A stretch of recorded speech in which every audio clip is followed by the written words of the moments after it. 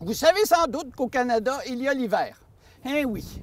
Et puis lorsqu'il y a l'hiver, les rivières gèlent. Et les marais aussi. Et savez-vous qui d'autre gèle? Certaines grenouilles. Les grenouilles là, sont assez adaptées à notre climat. Il y a certaines grenouilles, là, j'ai entendu dire, qu'elles vont creuser dans la boue et elles vont se glisser là-dedans. Et leur battement cardiaque va baisser très bas. Et elles vont dormir pendant les mois d'hiver. Et lorsque le printemps arrive, elles se réveillent. Mais il y en a d'autres qui s'enterrent même pas. Il semble qu'elles se placent tout simplement dans un endroit près d'un tronc d'arbre, et puis elle devient dure comme une roche, puis elle ne bouge pas. Elle est gelée. On penserait qu'elle est morte, là, si on la prend dans nos mains, là, elle a l'air morte. Mais elle ne l'est pas. On m'a dit qu'elle avait quelque chose comme de l'antigel spécial dans ses veines, qui la protège de la mort. Et au printemps, elle se réveille. Mais moi, je voudrais vous parler de celles qui s'en vont dans le fond du marécage. Parce qu'il y en a qui ne restent pas sur la terre ou dans la boue. Elles descendent dans l'eau et elles se creusent parfois un petit nid et elles se placent là. Et évidemment, le battement de cœur baisse, la circulation du sang se fait très lente. Elles sont comme dans un état presque comateux. Presque. Et elles respirent, croyez-le ou non, par leur peau. Ah oui, par leur peau. Et voilà, elles dorment. Et il y en avait une, justement, une descendante d'Achis, qui était juste ici, là, dans le marais. Et elle dormait. Et puis, un bruit assourdissant le sortit de son sommeil. En plein hiver. Le sortit de son sommeil. Qu'est-ce qui se passe? Son cœur s'est mis à battre la chamade.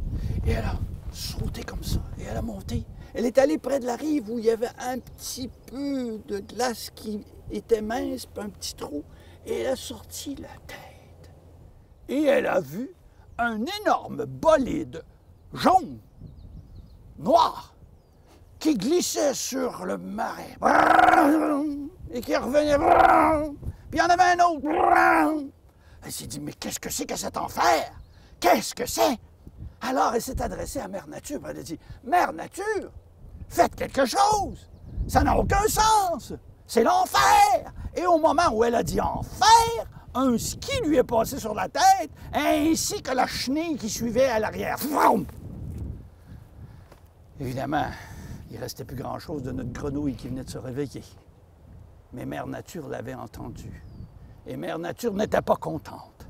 Quand elle a vu que ces bolides métalliques étaient en train de détruire la vie, elle a lancé une boule de feu à travers la glace. Et ça l'a frappé en plein dans le centre au moment où les bolides s'en venaient. Et évidemment, les bolides ont été engouffrés dans l'eau. Les flots comme ça. 3, 4, 5 bolides. Heureusement, les conducteurs, ils ont réussi à monter puis à gravir leurs choses sur la glace, à enlever leur casque. Il y en a qui ont presque souffert d'hypothermie là, parce que c'est froid l'eau à l'hiver. Mais heureusement, aucun n'est mort. Et depuis ce temps-là, il n'y a plus de motoneigistes qui se promènent sur les marécages, les marais, les terres humides le long de la rivière des Outaouais. Parce que c'est pas bon pour l'écologie, parce que c'est pas bon pour les grenouilles, mais surtout parce qu'ils ont perdu leur gros bolide à milliers de dollars. Si vous approchez de l'eau et que vous regardez profondément, vous allez en voir quelques-uns. Ils sont encore là. Ben oui, en attendant que le marécage gruge le métal et l'emmène dans la terre. Il y en a, j'en ai vu il n'y a pas longtemps. Un, là, juste là-bas, là, sur la pointe. Et c'est ça qui est arrivé avec les motoneiges. Voilà.